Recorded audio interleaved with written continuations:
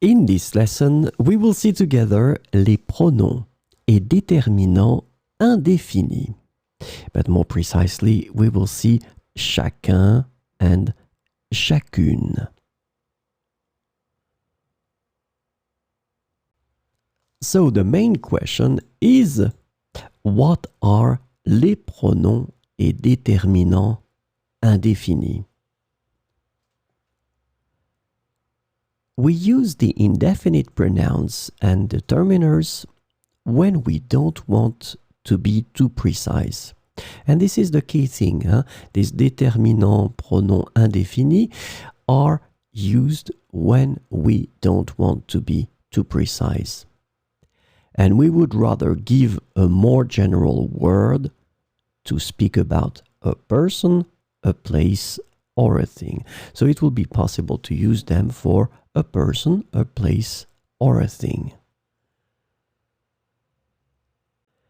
So this lesson is about chacun and chacune. And they mean each one, everyone.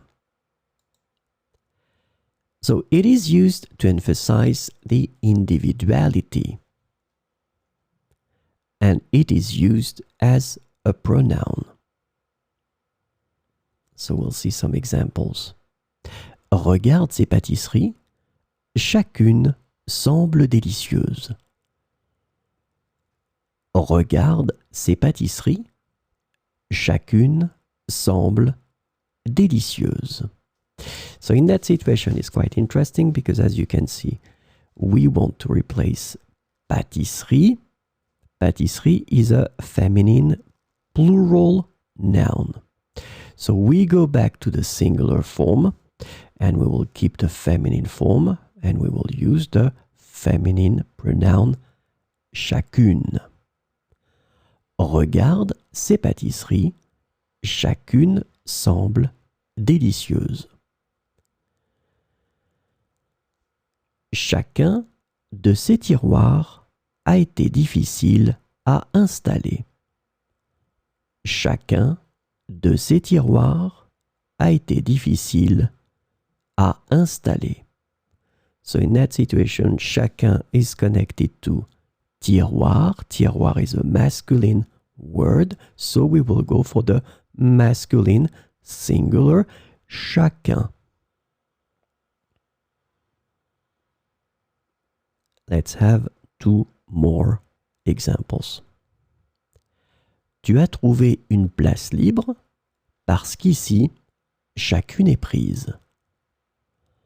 Tu as trouvé une place libre parce qu'ici, chacune est prise. So here, chacune is connected to place and it's feminine. Tu as demandé aux clients de régler leurs factures. Est-ce que chacun a payé? Tu as demandé aux clients de régler leurs factures. Est-ce que chacun a payé?